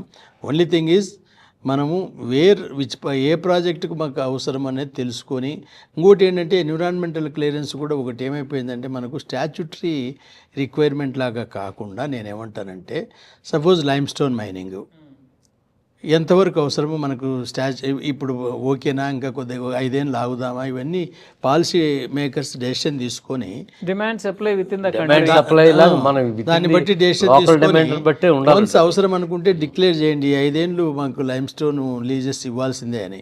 ప్రతి దానికి 1 హెక్టార్కు ఎన్విరాన్మెంటల్ క్లియరెన్స్కి పోవడం అనేది కూడా దట్ ఈజ్ ఓన్లీ రెడ్ టేపిజమే. ఈ మైన్స్ మీరు అన్నట్టు ఇవన్నీ తవ్వేసినాక వాటిని కనుక బ్యాలెన్సింగ్ రిజర్వాయర్స్ కింద వాడుకుంటే ఇటువంటి నీటి ఇబ్బంది వచ్చినప్పుడు, అతివృష్టి వచ్చినప్పుడు ఈ వీటిలో నీళ్లు నింపేసుకుని మీరు వాడుతున్నారు కదా. మీకు నేను మొన్న ఒకటి మన మ్యాంగనీస్ దగ్గర దేర్ ఐడీసీకి ఇచ్చి వాటర్ వాడుతున్నారు. ఎన్టీఆర్ టైంలో వచ్చింది. తర్వాత మీకు ఇప్పుడు పిడుగురాళ్ళ దగ్గర, మీరు పిడుగురాళ్ళ సైడ్ వర్క్ చేసినారు సార్? లేదు, చేయలేదు. సీతారాపురం దగ్గర మైన్స్ అసలు బ్యూటిఫుల్, అది ఒక సరస్సు లాగా ఉంటుంది. మరి ఆ వాటర్ని you can definitely use for agriculture. తర్వాత ఇప్పుడు కేసీపీ వాళ్ళవి కూడా మైన్స్ ఆల్మోస్ట్ డీప్కి వెళ్ళిపోయినాయి మాచర్ల దగ్గర. కేసీపీ వాళ్ళు ఇన్ఫ్యాక్ట్ వాళ్ళ ఓల్డ్ మైన్స్ మాచర్ల మొత్తం సిటీకి అంతా వాళ్ళే నీళ్ళు ఇస్తున్నారు. మాచర్లలో వాళ్ళ ఓల్డ్ మైన్స్, అబాండెంట్ మైన్స్ నుంచి. So you have both environmental మీద కొంత ఇంపాక్ట్ ఉండొచ్చు, మంచి జరుగుతుంది. ఎందుకంటే ఎప్పుడైతే you are making mining pits, they are definitely water retainers కదండి. Mining pits, large scale mining pits అన్నీ after some time they will become water pits అవుతాయి. అందువల్ల పూర్తి ఏంటంటే ఇంచుమించుగా ఏంటంటే పెర్కులేషన్ ట్యాంకుల కింద పనిచేస్తాయి. అది ఏంటంటే మామూలుగా జస్ట్ గ్రౌండ్ వాటర్ రీఛార్జ్ చేస్తాయి. బట్ మాచర్ల దగ్గరది క్లాసిక్ ఎగ్జాంపుల్. ఎంటైర్ సిటీకి వాటర్ ఇక్కడి నుంచే వస్తాము, ఈ మైన్స్ నుంచే పోతున్నది. They are supplying. అందులో లైమ్ స్టోన్ కదా, 30 మీటర్స్ డెప్త్ చేసినారంటే ఎంత వాటర్ వస్తుంది? మాచర్ల సిటీకి అంతా వీళ్ళ నుంచే పోతూ ఉంది. అట్లాంటివి అక్కడక్కడ ఎగ్జాంపుల్స్ ఉన్నాయి మనకి. ఎందుకు నిన్న మీరు చూసారో లేదో, కంట్రీ ఏదంటే స్పెయిన్లో దాదాపు 300 మీటర్ల డీప్ ఉన్న కోల్ మైన్స్లో 547 million litres of water store చేశామని నిన్న ఈ మధ్య దీంట్లో సోషల్ మీడియాలో చూస్తే నేను స్పెయిన్లో కోల్ మైన్స్ డీప్గా 300 మీటర్స్ కోల్ మైన్స్ వాటర్తో నింపుకున్నామని వాళ్ళు గర్వంగా చెప్పుకుంటున్నారు. సో ఒక 300 మీటర్స్ అంటే డీప్ చాలా 547 మిలియన్ లీటర్స్ అని చెప్పేసి వాళ్ళు స్టాటిస్టిక్స్ కూడా ఇచ్చారు. అది ఎంత ఒక మేజర్ రిజర్వాయర్స్ అయిపోతాయి. రిజర్వాయర్ అయిపోయింది అది. అది ఒక example. So these are all man made lakes for the future. Future అది. కానీ ఎక్స్పోర్ట్కి సంబంధించి మనం మైనింగ్ చేయడం కరెక్ట్ అని అంటారా? ఎక్స్పోర్ట్ అంటే ఒకటి అట్లా కాదు. ఇప్పుడు లోకల్ కాదండి, ఎక్స్పోర్ట్ కి సంబంధించి మైనింగ్ చేయాలని ఎవరు శ్రీనివాసరావు గారు, నేను ఒక మాట చెప్తా చూడండి. మీరు ఎక్స్పోర్ట్ విషయానికి వచ్చినప్పుడు government of India is controlling that. Key వాళ్ళ దగ్గర పెట్టుకున్నారు. వాళ్ళు ఏ మినరల్స్కి ఎక్స్పోర్ట్ అలో చేద్దాం, ఏ మినరల్స్ వద్దనేది వాళ్ళ దగ్గర కీ పెట్టుకోకపోతే, నువ్వు సపోజ్ ఆయిల్ ఇంపోర్ట్ చేసుకుంటున్నాం, మన దగ్గర లేదు, ఇదే పాలసీ వాళ్ళు తీసుకుంటే మనం ఏమైపోతాం? ఒకటేంటంటే కొన్ని మినరల్స్ ఒక చోట ఎక్కువ ఉన్నాయి, అక్కడి నుంచి మనం తెచ్చుకోవాలా, మన దగ్గర ఉన్నది వాళ్ళకి ఇచ్చుకోవాలి. వాళ్ళు అప్పుడేమనుకున్నారు, ఐరన్ ఓర్ మనకు సఫిషియెంట్గానే ఉంది, స్టీల్ మనకు రిక్వైర్మెంట్ తక్కువగా ఉంది అని చెప్పేసి ఐరన్ ఓర్ ఎక్స్పోర్ట్ బ్యాన్ చేయలే. ఐరన్ ఓర్ ఇప్పుడు ఎక్స్పోర్ట్ ఏది మినరల్ ఎక్స్పోర్ట్కు అలౌ చేయాలా, ఏది చేయకూడదు అనేది కంట్రీ మానిటర్ చేస్తూ ఉంది. కంట్రీ మానిటర్ చేస్తుంది. మరి కంట్రీ మానిటర్ దానికి మన ఫారెస్ట్ మనం తప్పు శ్రీనివాస్ గారు ఇదేంటంటే మన ఫారెస్ట్లను డిస్ట్రాయ్ చేసుకుని ఫారెక్స్ కోసం లేకపోతే మన దగ్గర అబెండెన్స్ ఉందని చెప్పి ఒకటి దాంట్లో మనం ఏమంటామంటే ఇది నేషనల్ పాలసీ. దేశం ఇప్పుడు మనం ఎంతసేపు ఉన్నా, ఇప్పుడు మీ ఊర్లో మన ఊర్లో అది ఎట్లుంటుందంటే, ఒక గ్రామంలో మనకు ఏది పలాంది దొరుకుతూ ఉందని పక్క వాళ్ళని లేదు మీరు రావద్దండి తీసుకోవద్దండి అన్నట్టు ఉంటుంది. అది నేషనల్ పాలసీ. అది మంచా చెడ్డ అనేది వాళ్ళే చూసుకోవాలా. లేదు ఐరన్ ఓర్ ఇప్పుడు వెరైటీస్ బ్యాన్ చేశారు, లేదు అంటే నేను అనేది కీ వాళ్ళ దగ్గర పెట్టుకున్నారు. ఆ కీని మనం రెస్పెక్ట్ చేయడం తప్ప మనం చేసేది ఏం లేదు. Because that is a government of India's policy. ఏ మినరల్ ఎక్స్పోర్ట్కి అలౌ చేద్దాం, ఏ మినరల్ ఎక్స్పోర్ట్కు చేయకూడదు అన్నది అది. ఎందుకంటే ఫారిన్ రిజర్వ్స్ కూడా కావాలి కదా మనకి. సో శ్రీనివాస్ గారు ఫస్ట్ టైం మా షో మీదకి వచ్చారు. ది కంక్లూడింగ్ నేను ఒకటే చెప్తానండి, ఎన్విరాన్మెంట్ని డిఫెన్స్కి ఎంత ప్రయారిటీ ఇస్తారో ఎన్విరాన్మెంట్ ప్రొటెక్షన్కి అంత ప్రయారిటీ ఇవ్వాల్సిన అవసరం ఉందండి గవర్నమెంట్. యా డెఫినెట్గానండి. రాబోయే తరాలకు మనం మంచి వాతావరణం. 10 ఏళ్ళ నుంచి ఎల్నీనో అని వింటున్నాం. అంతకుముందు లేదు ఈ పదం, 10-15 ఏళ్ళ నుంచి అనుకుంటా. ఇప్పుడు ఇంపాక్ట్ చూస్తున్నాం. అది యాక్చువల్గా 7 ఇయర్స్కి ఒకసారి మన ఈ సైకిల్ ఆఫ్ దీంట్లో వస్తుందండి. అది 7 ఇయర్స్కి ఒక 2 ఇయర్స్ కానీ 1 ఇయర్ ఉండొచ్చు, 2 ఇయర్స్ ఉండొచ్చు. అది చెప్పలేమండి. అది ఈ సంవత్సరం మరి దాని ఎఫెక్ట్ అయితే చాలా ఎక్కువగా ఉంది. 30% రైన్ఫాల్ తక్కువ ఉంది. ఓకే అండి, thank you very much for coming to the show. Thank you Rajagopal గారు. మీ కవిత ఏమైనా వినిపిస్తారా? కవిత వినిపిస్తాను, మరి టైం ఉందా? యా. గిన్నీస్ బుక్ ఆఫ్ రికార్డులకు ప్రాకులాట ఎక్కువయ్యాయి. పోటాపోటీగా ఆకాశాన్ని తాకే నాయకుల విగ్రహాల నిర్మాణాలను నాయకులు వచ్చినప్పుడు జన సమీకరణలోనూ మనం ఒకరితో ఒకరు పోటీ పడుతున్నాం. అందుకయ్యే ఖర్చు ప్రజాధనమే సుమా. స్వాతంత్రం వచ్చి దాదాపు 8 దశాబ్దాలు గడిచినా ఇంకా కొన్ని గిరిజన గ్రామాలకు కాలిబాటలే దిక్కు. రోగం వస్తే డోలీ కట్టి ఆసుపత్రికి మోసుకెళ్లే దృశ్యాలు ఇంకా కనుమరుగు కాలేదు. రాజుల కాలంలో ఉన్న చెరువులు ఎన్ని, నేడు మిగిలినవి ఎన్ని? ఒకసారి బేరీజు వేస్తే మన పాలనకు అద్దం పడుతుంది. ఉన్న చెరువులను కబ్జా చేయడమేనా మనం సాధించిన ప్రగతి? పాడుబడిన దేవాలయాలు పునరుద్ధరణ కోసం ఎదురు చూస్తున్నాయి. కోట్ల రూపాయల ఆదాయం వచ్చే తిరుమలేశుని ధర్మనిధిలో నుంచి వాటి సంరక్షణకు ఎందుకు చేయూత ఇవ్వకూడదు? గిన్నీస్ బుక్లో మనం పోటీ పంటల ఉత్పత్తిలోనూ, ప్రమాదరహిత రవాణా వ్యవస్థలోనూ, ఆకలితో అలమటించే వారే లేని దేశంగా మార్చడంలోనూ, ఉత్పత్తి రంగ అభివృద్ధిలోనూ, నిరుద్యోగ నిర్మూలనలోనూ, పర్యావరణ పరిరక్షణలోనూ ప్రపంచానికి ఆదర్శంగా నిలిస్తే అదే నిజమైన గర్వకారణం. నాయకులారా, ఆర్భాటాలకు దూరంగా ఉండండి.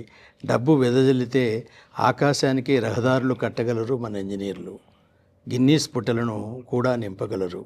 కానీ ప్రజలకు కనీస అవసరాలు తీర్చడం, వారి జీవితాల్లో వెలుగు నింపడం, ప్రతి ఇంటికి గౌరవప్రదమైన జీవితం అందించడం అదే నిజమైన గిన్నీస్ రికార్డు. థ్యాంక్ యూ అండి, చాలా బాగుంది. Thank you very much. Intellectual talk show ప్రతి సోమవారం సాయంత్రం 7 గంటలకు మీ తెలుగు వన్ న్యూస్లో.